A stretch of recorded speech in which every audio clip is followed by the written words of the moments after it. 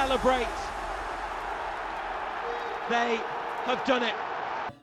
Hi everyone, welcome back to Evermore YouTube channel. It's Chris back with my rant stroke thought of the day, and there's only one place to start. There's never a quiet moment in Newcastle United. Not only have we just finished the season, qualified for the Champions League, but there's a breaking news, a bombshell. Paul Mitchell is walking away from the football club. It came out, the club's got a statement, Paul Mitchell's got a statement. I'm going to tell you exactly what I think about this in a minute, and exactly what I think about some of the people who are throwing shit at you for even questioning this bloke and the role that he was in. So let's get stuck into what's happened. So if you didn't know already, Paul Mitchell was brought in. Darren Neal's pushed to bring him in to replace Dan Ashworth. He was headhunting for a long time. Come with a good resume, a good CV. You know, he worked with Spurs, he worked with Monaco. I think he worked with RB Leipzig as well. Identified some great players in the past, I think, like Mane and Son and all that. So on paper, he looked like he was going to be a really good appointment in this position. He came in and he had this air of arrogance about him. He had a bit of a swag about him.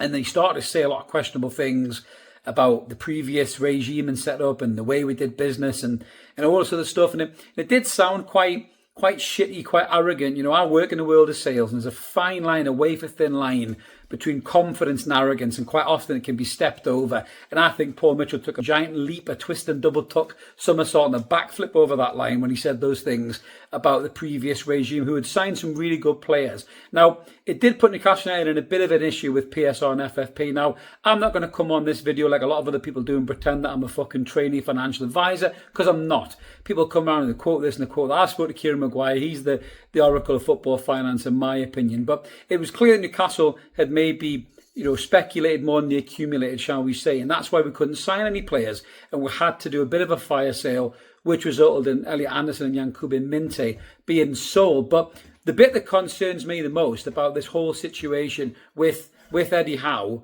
and Paul Mitchell was they never ever seemed to get along, in my opinion. Never seemed to get along. There always seemed to be a little bit of needle between them. They put on brave fronts, they put on happy smiley faces in public, but I never thought that Eddie Howe and Paul Mitchell had a long-term relationship that was there. I really never felt that at all. I think Mitchell was Eales' guy, and I don't think him and Eddie Howe saw eye to eye. The Mark Guehi deal in particular, I think, was a real breaking point for that relationship, and that kind of made the start of the season a little bit ropey, I think, between the two. Obviously, the journalists kept asking all the questions about it, and we had to push on. A lot of fans, weirdly enough, siding with Paul Mitchell, a guy they didn't even fucking know, just based on what he'd done in the past, and I'll get into some of the shit that people were saying in a minute. But so, as it transpires, Eddie Howe has managed to win this club a cup, the first domestic cup in 70 years, and he's managed to get his Champions League for the second time in 3 years. And I think that's what's resulted in this situation right now. I think Eddie Howe, rightly so, has swung it around in front of the ownership and said, listen, I'm the man who's got your Champions League, I'm the man who's got your cup, and these are the players that I want to sign, and I'm not taking any more fucking excuses anymore. And I think this has accelerated Paul Mitchell's departure from the football club. And let's get it right. The guy's been here about a year. What's he really done? He's not done a great deal. People might say, yeah, he sold Lloyd Kelly for 20 million and we got him for free. That's a great bit of business. And it is. I will give that due and respect to Mitchell, but no first team additions in three windows. That is piss poor. I know FFP and PSR were strangling the club, but we could have at least brought in some better players. I think there was some free agents potentially, some loan deals that we could have done, and he didn't do any of it at all. And I think the big one is he didn't get Guehi, which was the deal that Howe wanted to do. And I've never really rated Mitchell's short, brief spell at the club. I think it was a bad appointment. I think it was an appointment that wasn't going to gel with the manager. Now, Dan Ashworth and Eddie Howe, people said they had that kind of, you know, fractious relationships as well. And maybe, just maybe,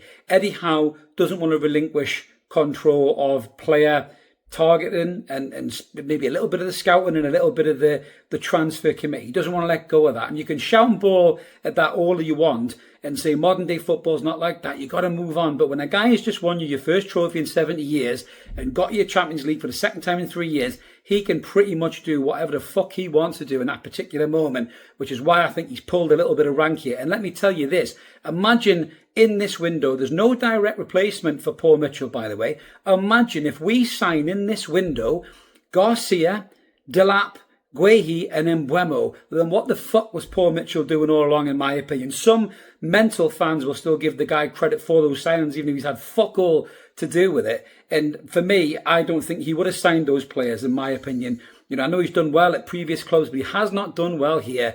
And it never sat well with me, the guy's appointment at all. I think he's done fuck all for the first team. And yes, you can shout FFP and PSR till you're blue in the face. But unlike some other fan channels, I haven't launched a staunch defence about a guy that I know fuck all about other than what's on his Wikipedia page or who he scouted 7, 8, 9, 10 years ago. Football's moved on. Clubs have got massive scouting networks. Man City, you know, Juventus, Real Madrid, they've got scouts all over the place. I'm watching kids football right now in a bog-ridden park somewhere in Buenos Aires looking for the next Messi. That's what football clubs do. So whatever gems that Mitchell was able to discover 7, 8, 10 years ago, he's, you know, 1 in 20 guys now looking at those players. So football is much harder to achieve those kind of gems right now. Look at what Graham Carr did when he was here briefly. People still don't give him the credit. Look at the French signings he pulled out the bag.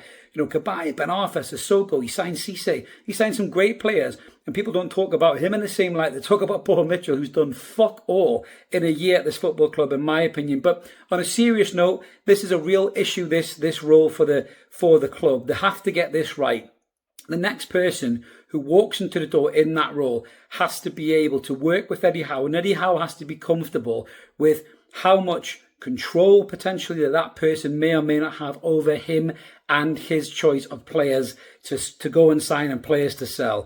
You know, that seems to be where we're at right now. Eddie Howe wants to be the manager, not just the coach. He wants to be involved in scouting players and signing players. And, you know, a big shout out to Steve Nixon too as well. People are talking about him maybe getting Paul Mitchell's job. This is a guy who went and scouted Bruno, scouted Botman and signed those players, Isaac, those players. He was involved in all of those signings and they've been brilliant for this football club. So maybe it's about time we give some credit and some flowers to the people who have been in the club for years and able to find some real quality players rather than just being wowed and dazzled by somebody's glamorous CV like it's fucking championship manager. I'm not sad to see the back of Paul Mitchell as long as this does not derail Newcastle United's summer transfer activity. And if the stories about Jon Garcia are true, then maybe these deals are already getting done. You know, and I don't know if Paul Mitchell's had anything to do with them or not. We'll find out. But never a quiet day at Newcastle United. But I wanted to give you my opinion on that. The Paul Mitchell thing, I think, again, was a bad mistake. I don't think he ever gelled with Eddie Howe. I think he was too arrogant. He wouldn't work the way Howe wanted to work. And I think this is basically the club of I wouldn't say buckled to pressure, but Eddie Howe's maybe just turned around and said, hey, listen, look at the trophy cabinet, look at the league finish. I think you should give me a little bit more respect here. And I think they've went, shit, yeah, you're right. And with Darren Neal's leaving, Mitchell is running alongside him too. But let us know in the comments below what you think about this Paul Mitchell news. Are you sad about it? Are you worried? Are you concerned it'll derail our transfer activity? And what do you think about Paul Mitchell's short, brief stint at the club? Like me, do you think he's done very little? You know, we're not really going to see the spoils of his rewards. Now, hey, he might prove me wrong. In 3 seasons, we might have, you know, 4 or 5 of these academy players he signed coming to the first team and be world beaters. But in the here and now, I've not seen him done anything for the first team, I must say. Don't come at me in the comments about the ladies team and the fucking academy. I'm talking about first teams. He's done nothing with the first team. And yes, PSR and FFP have been, you know, debilitating factors, but Newcastle were no worse off than a lot of other clubs who did make signings in the windows that Mitchell was here. So for me, he's done nothing. I won't miss him. Hopefully the club can get the next appointment right. We can push on, have a strong window, and then get back next season with a much stronger squad to tackle Premier League, Champions League, and the domestic cups. Thanks for watching, guys. Like and subscribe. Have a belter. We'll see you soon.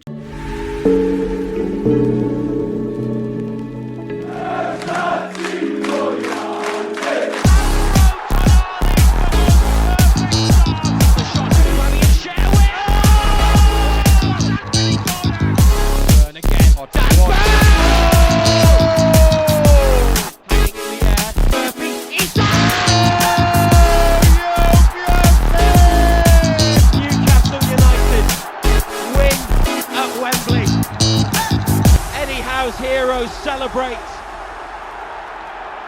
They have done it.